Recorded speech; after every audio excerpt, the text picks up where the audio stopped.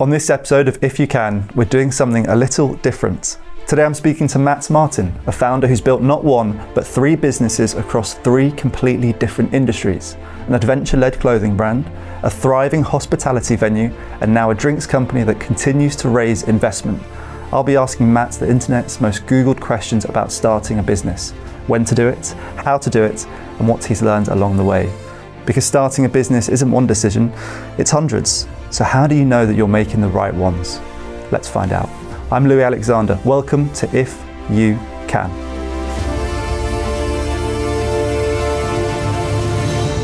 Mats, welcome to If You Can. It's a real honour to have you today in the studio. Thank you so much for having me. Excited to be here. Thank you. This show, If You Can, is inspired by the poem If by Rudyard Kipling. It's a poem that I've grown up on through my dad, through my granddad.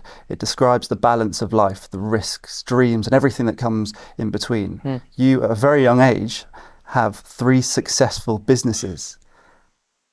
But there's a journey to get there, which today we're going to get into. We're also going to answer the top 5 most Googled questions about startups. But first, we've got to start strong. Okay. What's the secret to turning a dream into a plan? Well, that's a big question, isn't it? I think one of the taglines for our drinks business is one small step. And I think that, without getting into the brand side of it, I think from a personal point of view, what that means is just take a step in that direction, do something. It doesn't matter whether it's right. It doesn't matter whether it's wrong. It doesn't matter whether it's right for you or the business. You always learn something by doing it. And if what you learn by that is that what you chose to do was not what you liked, not what you enjoyed, and not was pushing you in the right direction, that's still good because you know what you don't want. And that gets you closer to what you do want. One step at a time. And how much bigger do those steps get as success does grow, or do you have to be very conscious of that? Do you know, I don't think any big decision is a big decision by itself. I think every big decision that is taken, when you actually look at what informs that, is lots of little things along the way. And it might be years of other businesses that are tying into one big decision to go down a certain path. But I don't think any one decision is one decision. You know, it's lots of tiny little steps, tiny little nudges in the right or wrong direction. And suddenly you end up with, you know, hopefully a decision to sell a business or to, I don't know, start a new one. But those big decisions of starting a business or selling a business or whatever it is often years in the making of thousands of little sort of nudges and pushes in different directions. Do you remember the first step you took? To start a business, yes, but I think the mindset around that starts much earlier. I don't think I've ever necessarily conformed to what we should be doing. You know, I think when I was at school, lots of our teachers and my parents less so, but I think teachers were often like, you know, you've got to get straight A's and then you go to Oxford or Cambridge and then you go into the city and you earn a big salary and that's how you become successful. I don't think there was necessarily any support around starting your own thing or thinking in that sort of entrepreneurial or creative way. And I'm so happy and encouraged to see, I actually went back to my school a couple of months ago as they were doing a Dragon's Den style thing and I was a dragon on the panel. And, you know, obviously it's very early stage and a lot of the kids that were pitching were sort of 13, 14, 15 years old.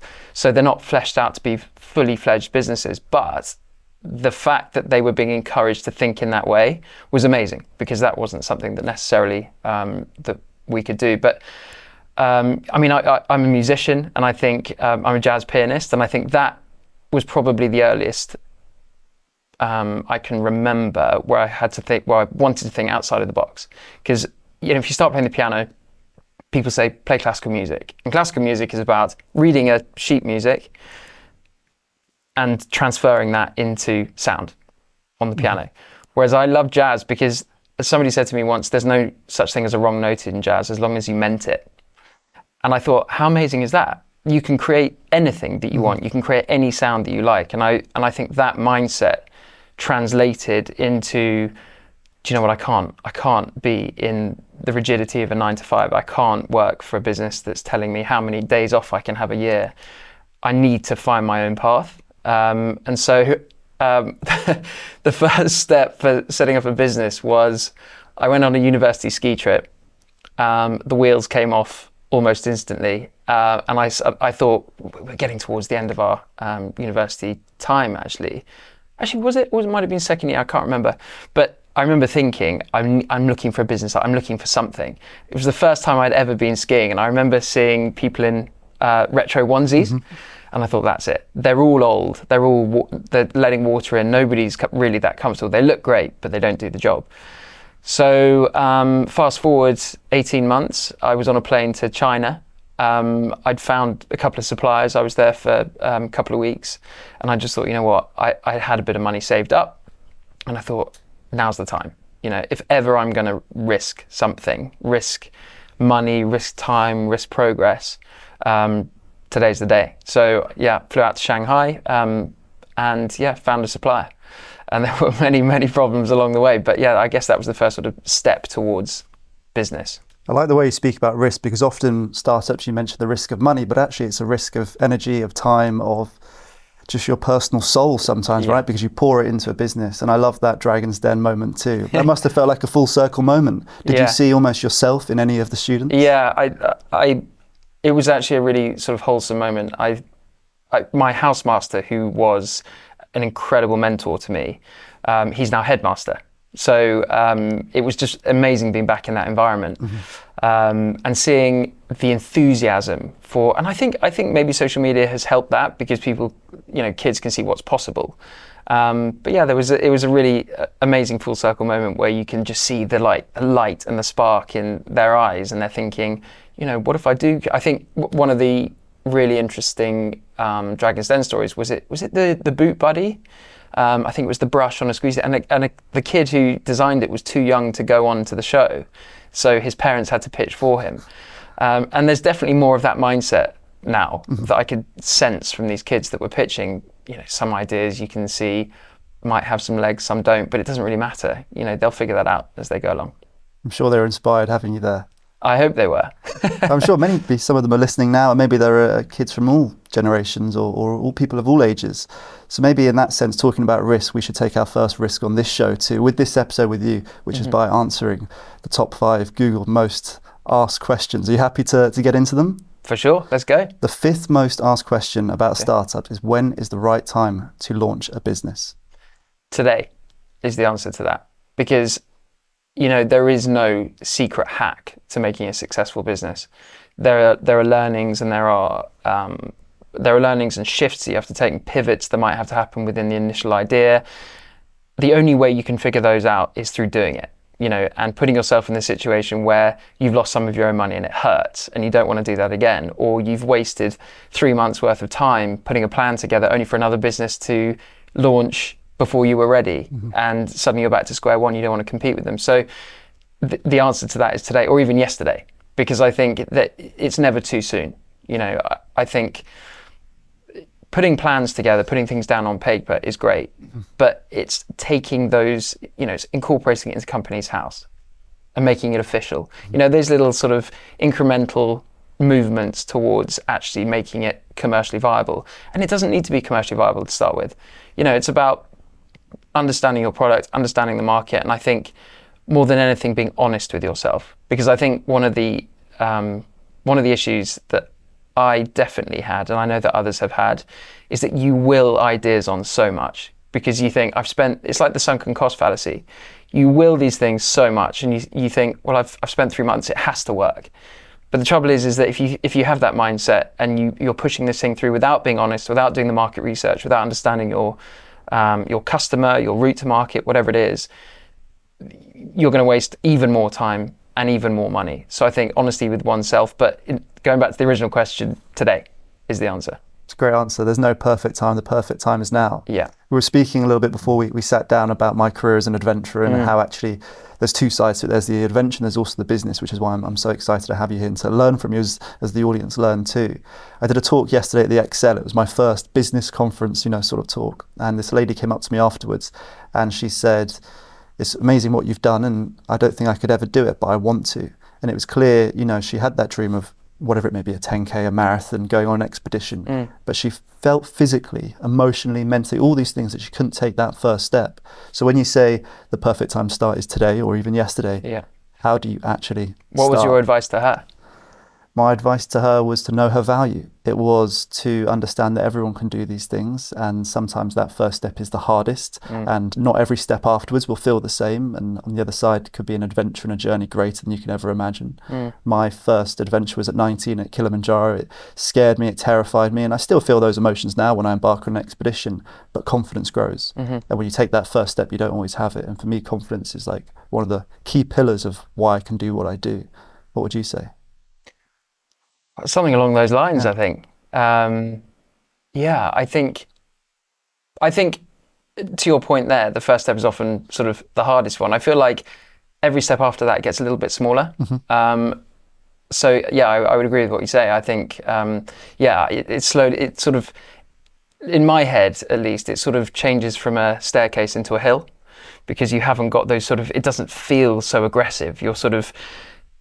You are subconsciously learning and adapting and becoming more confident, and that incline is becoming more manageable.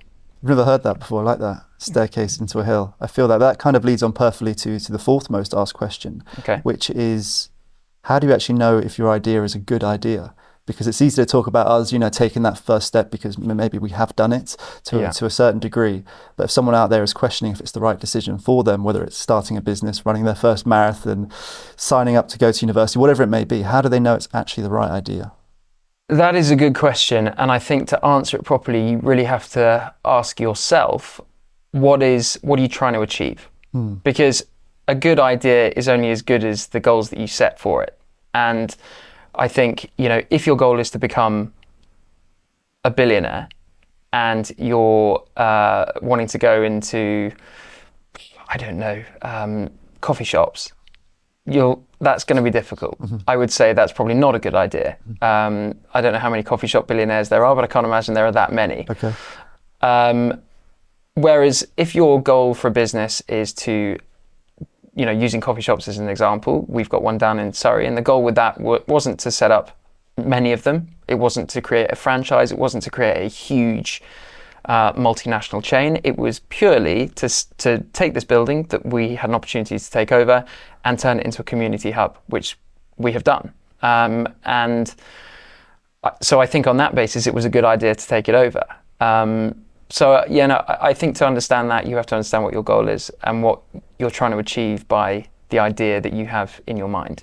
If you don't mind me asking, was there a moment in your career where you felt like you had a great idea, and after time putting in loads of energy and money and everything else, did you find out it wasn't the right idea? And how does that compare to then when you have an idea which is a great idea and it turns out to be even a greater idea? How do those two compare? Could you give us an example? For sure, yeah. So I had...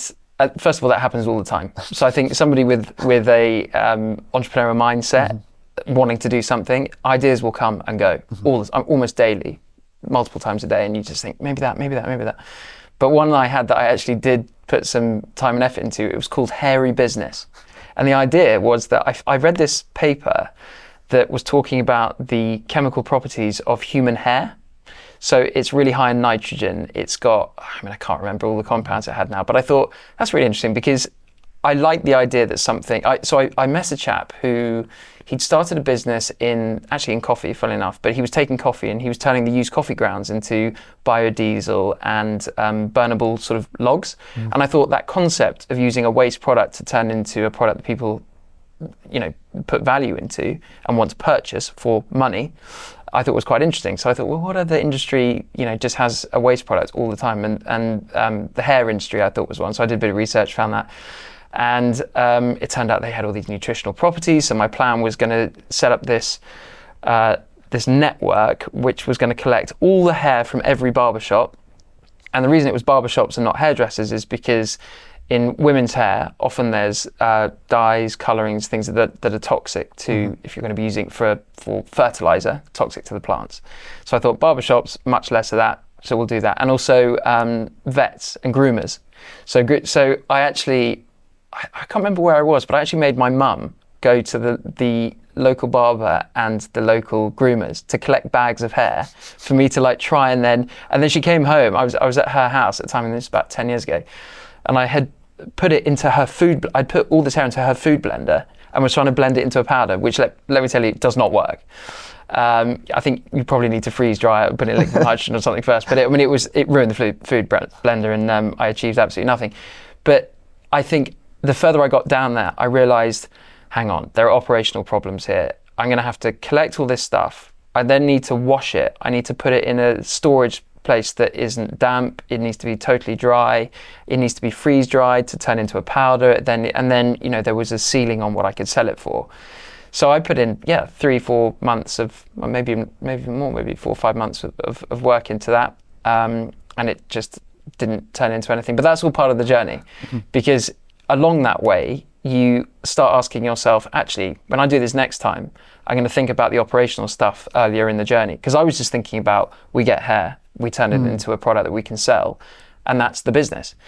But actually, the operational side of it was the headache there, and the costs associated with, the size of the site that I would need, and the equipment that I would need, and all of that, and the sort of the numbers that I needed just to get started were enormous. So I thought, no, let's do something a little bit with a lower barrier to entry there. Has anyone done anything in that world since with having? I haven't seen anything, but I haven't seen it because I don't want to see it.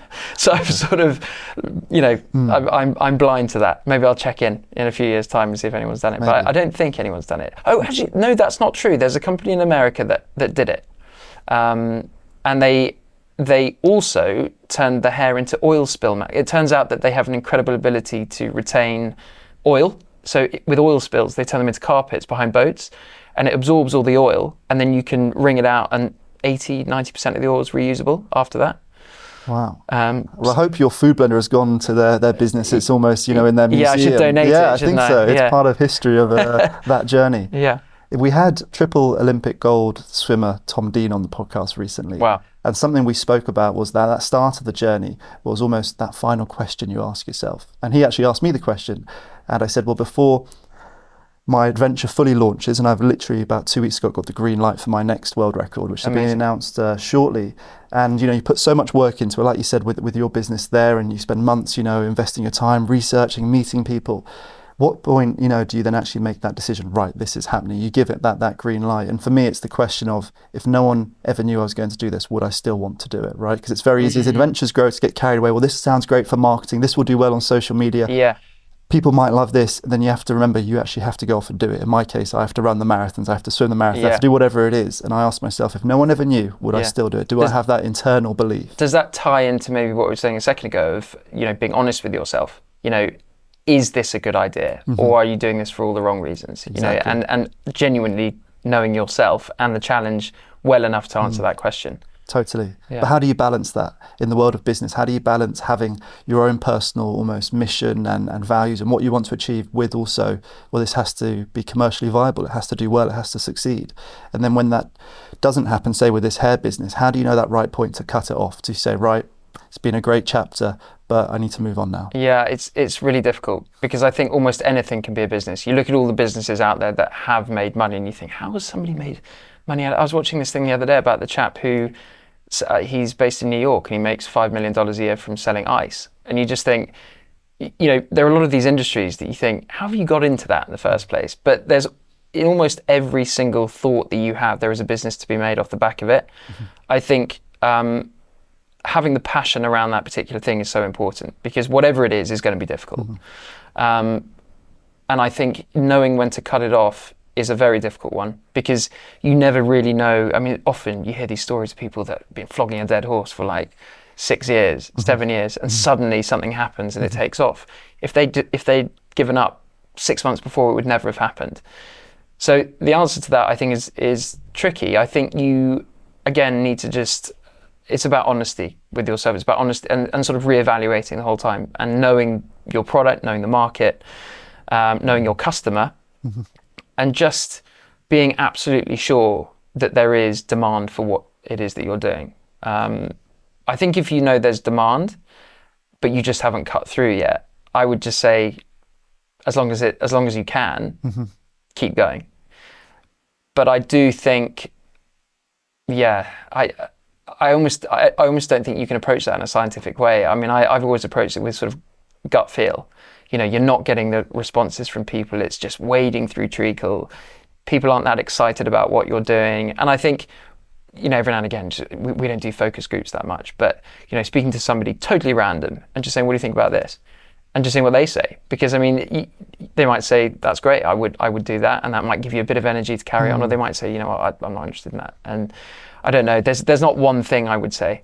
Trusting your gut seems to be a topic that's come up a lot in the last 4 months of this show. In fact, our second guest was Paul Zerdin. He's one of the world's most famous ventriloquists. Okay. And his ultimate advice was to trust your gut. He had to make a big leap at one point and decision to go off to America. He was very successful in the UK and he decided to go out to try out for America's Got Talent.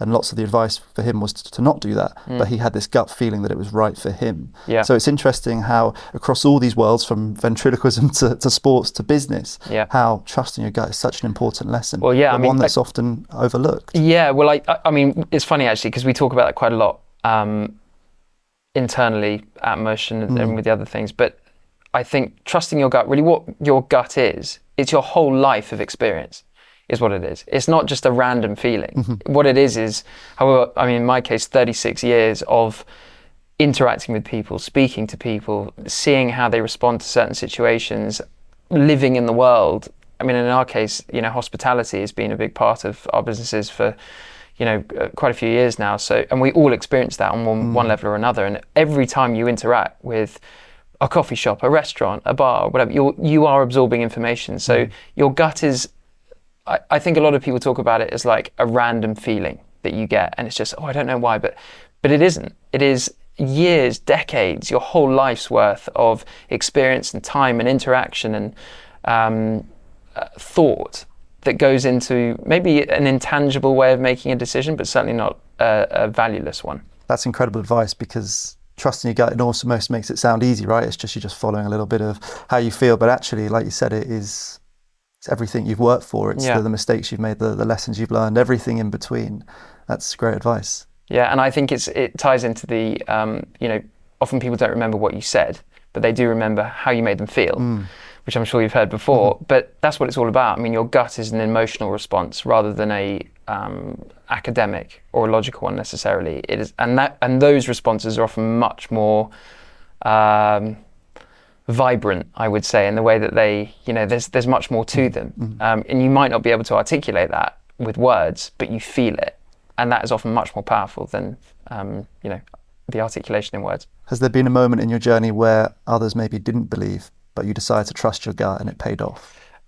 Yeah, many times. Yeah, in almost every case. In every business that I've been involved in starting, I think there has been, actually probably the best example of that is the pavilion that we have down in, so the bar and the restaurant that we have down in Godalming.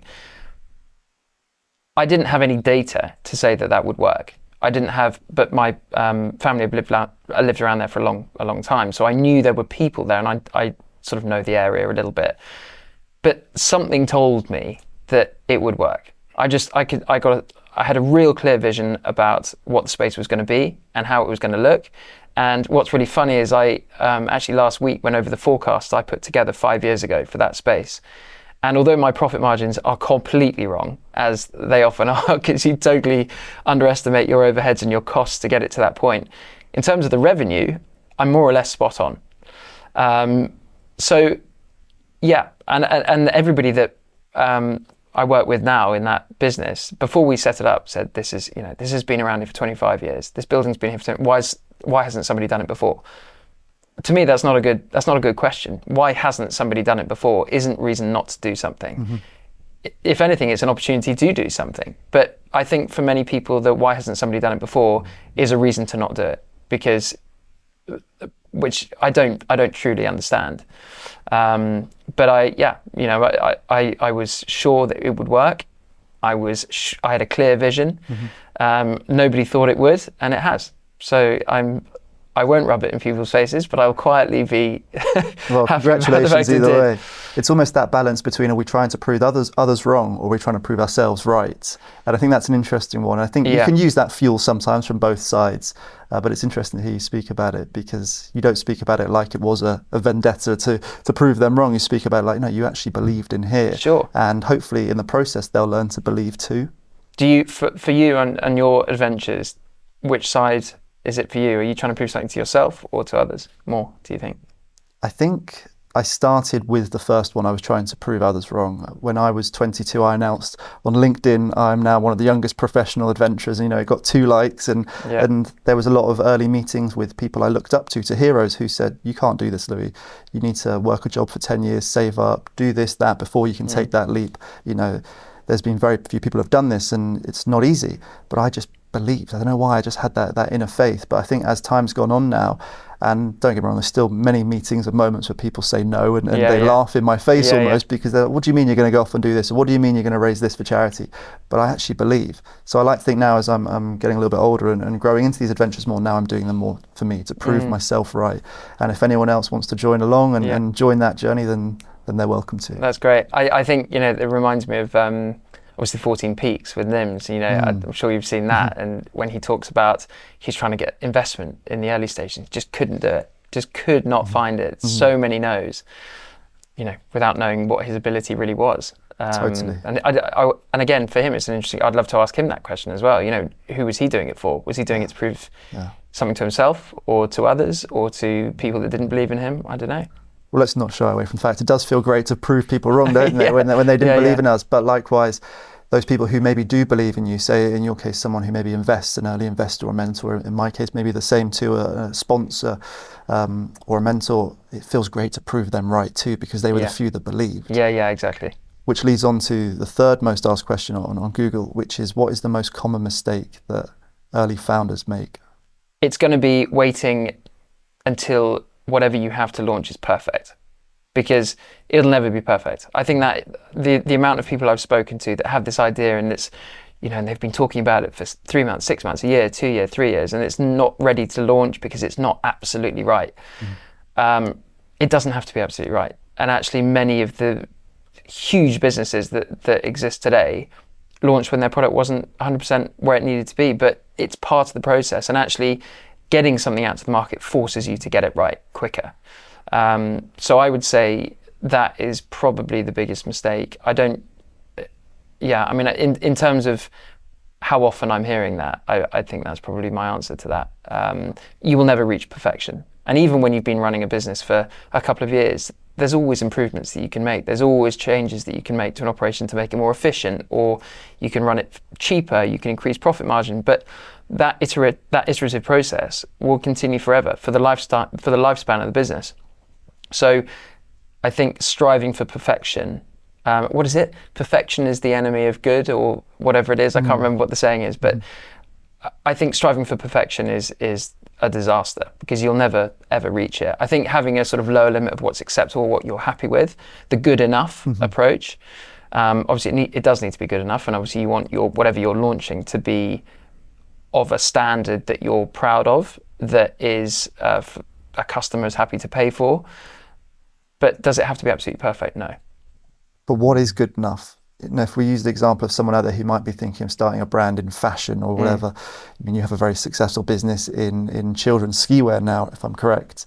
How do you actually know it is good enough to launch? Does that actually mean to someone who's never done it before? If you have a product that you look at and you think, yeah, that's what I had in my head, and it does the job that it's supposed to do, in our case, ski wear, does it keep somebody warm? Does it keep somebody dry? Does it look the way we wanted it to? Are all the sort of fixtures and fittings on it, do they all work as they should? I think at that point, you know, there's a few boxes that need to be ticked, obviously, but I think at that point you think, okay, well, you know, obviously there are some nice little details that we can add in the next run. There are some, you know, maybe we change the shape of this for the next run, maybe we do this, that, and the other. But we have this thing now, and it does what we set out to achieve.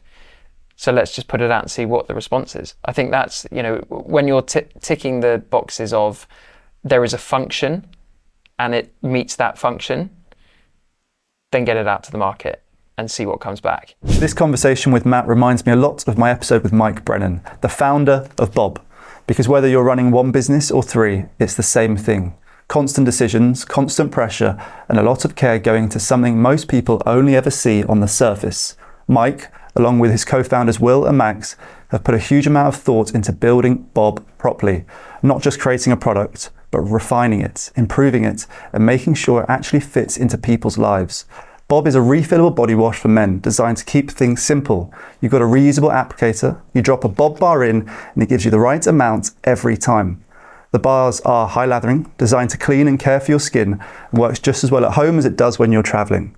And I think that's the point. When people really care about what they're building, you can feel it in the details. So thanks to Bob for supporting If You Can. Has there been a moment in your journey which you're comfortable to talk about where maybe you weren't ready because you launched too early, or likewise has there been a moment where maybe you were overly ready? You know, you could have launched months or years before. Yeah, in the first ski business that I had called Retro Mountain, the launch of that was just total shambles. I'd spent all the money I had basically creating these things, shipping them over from China.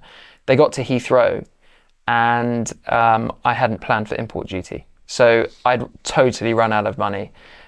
So I had a very sheepish call to my mum, who very kindly loaned me the money that I needed to get it out of customs. But, you know, those products arrived and, you know, in all honesty, I hadn't tested them as much as I should.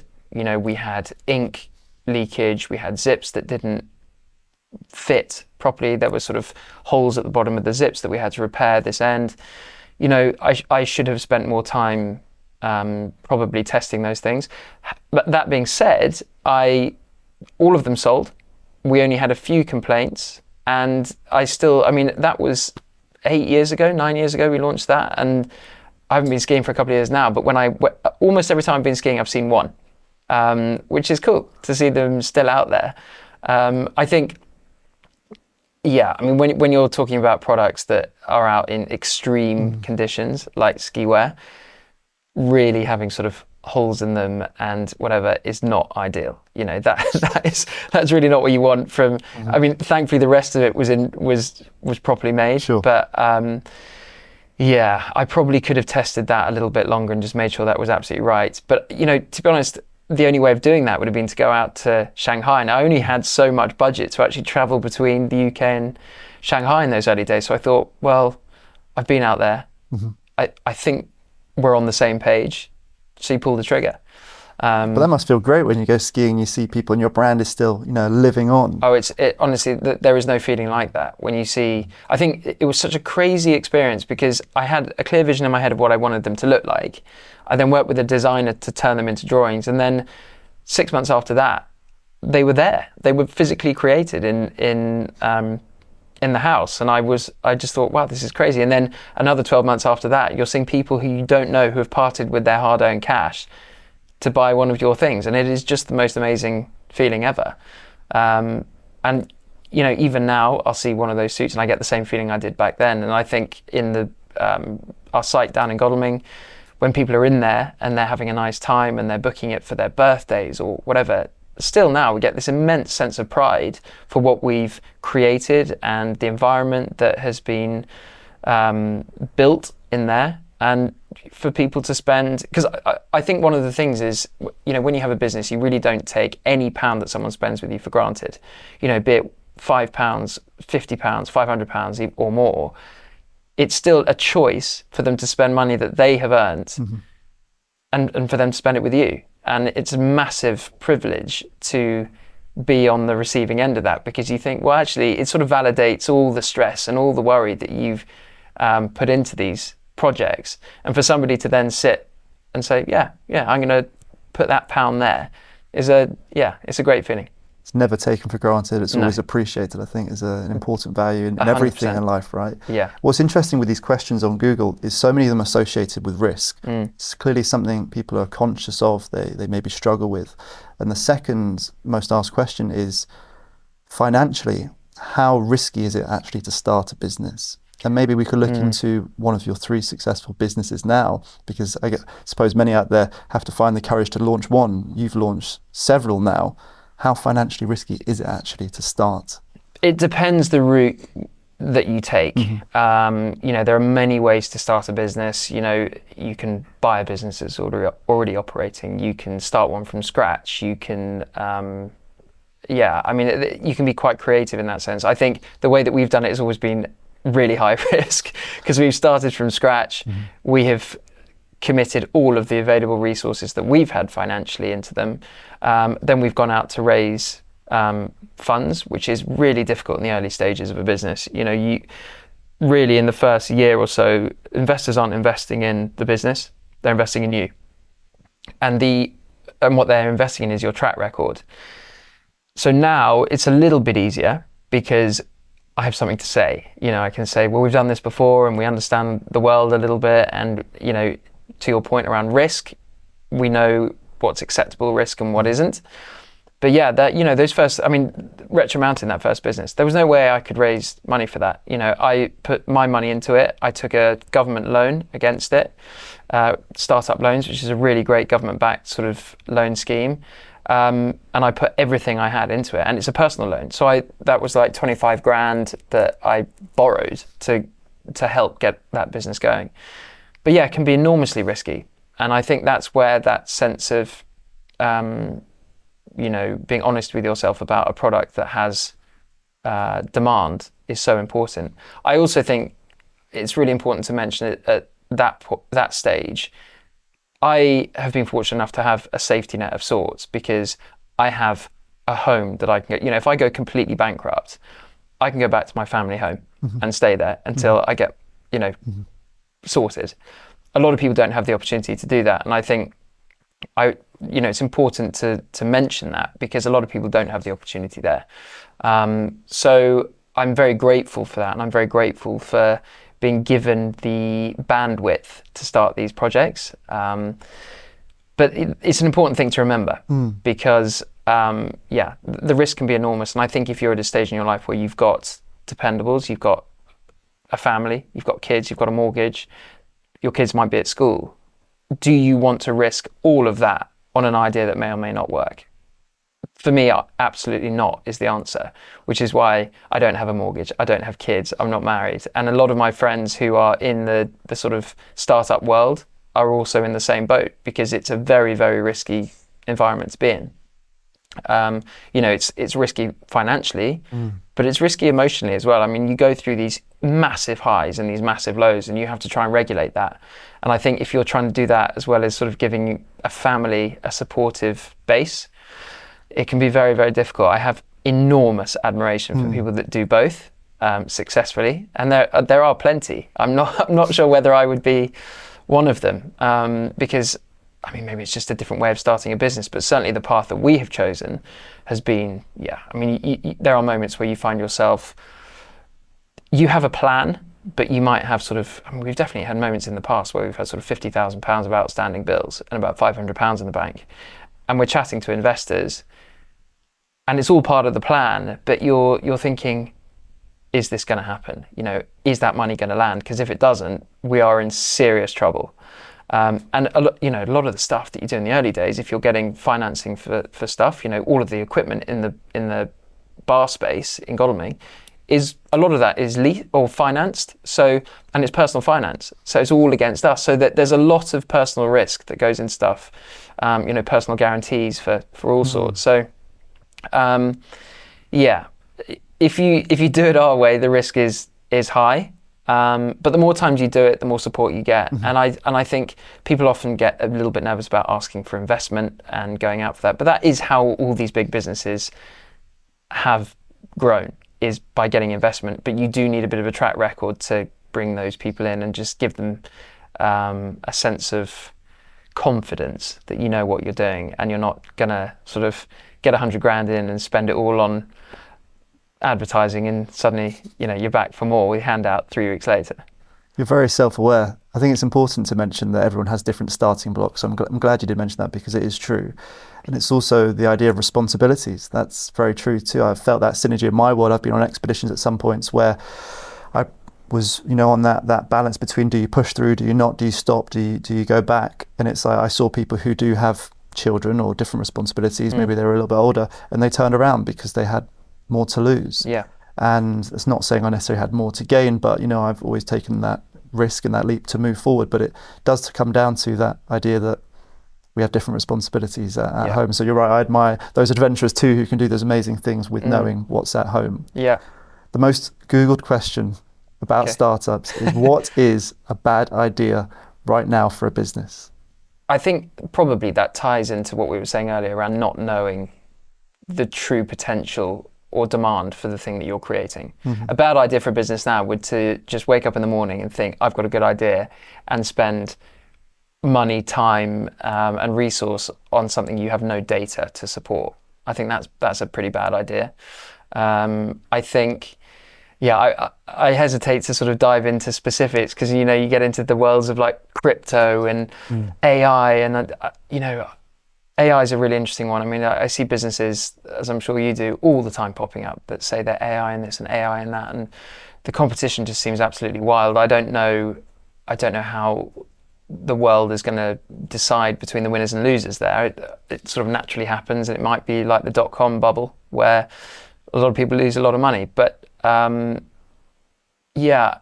think for me, and if you understand from a business point of view and from a founder point of view where your product sits and who your customer is, and that they're being underserved at the moment with regards to that particular thing, it's not a bad idea.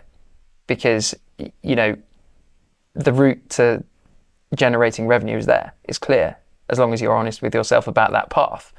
And it doesn't really matter what sector that's in. I think it is just having the information to make sensible decisions about where you commit resource with regards to time, money, and anything else. Do you believe in mentors?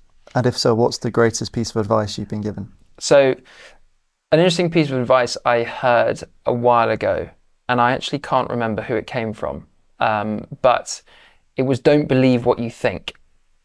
Because often you can get into your headspace and, as I say, you wake up one morning and you think one thing.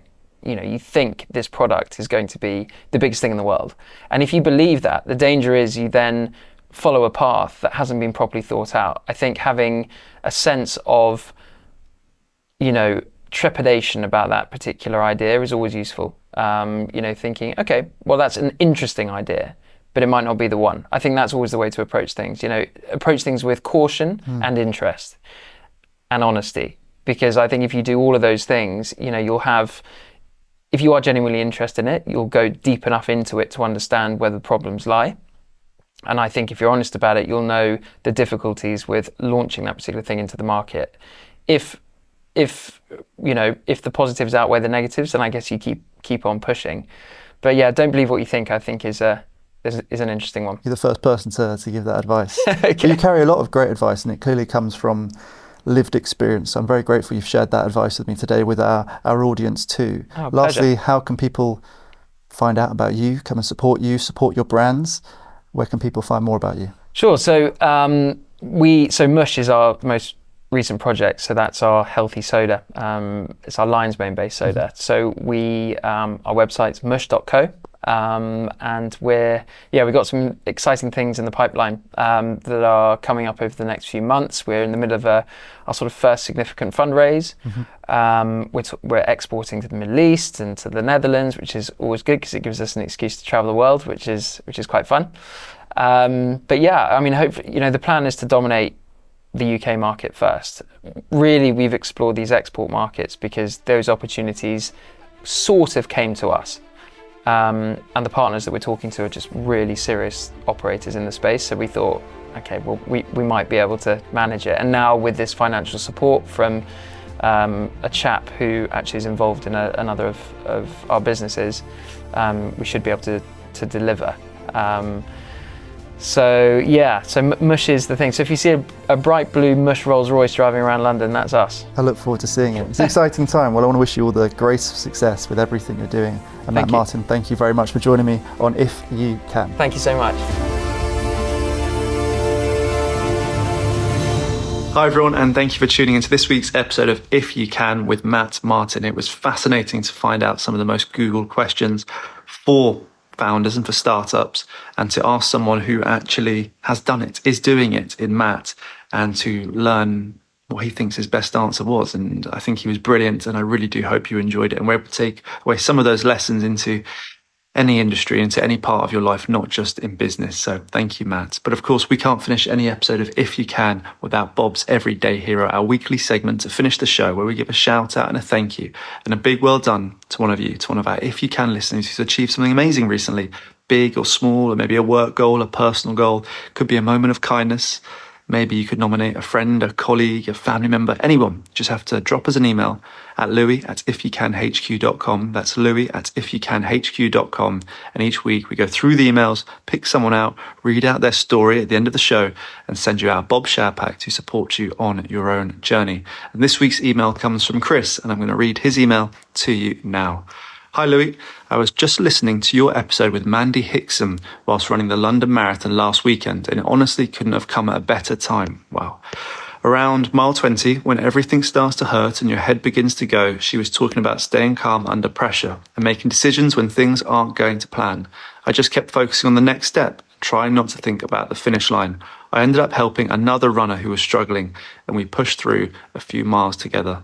Staying steady when things get tough is so powerful. Thought I'd share.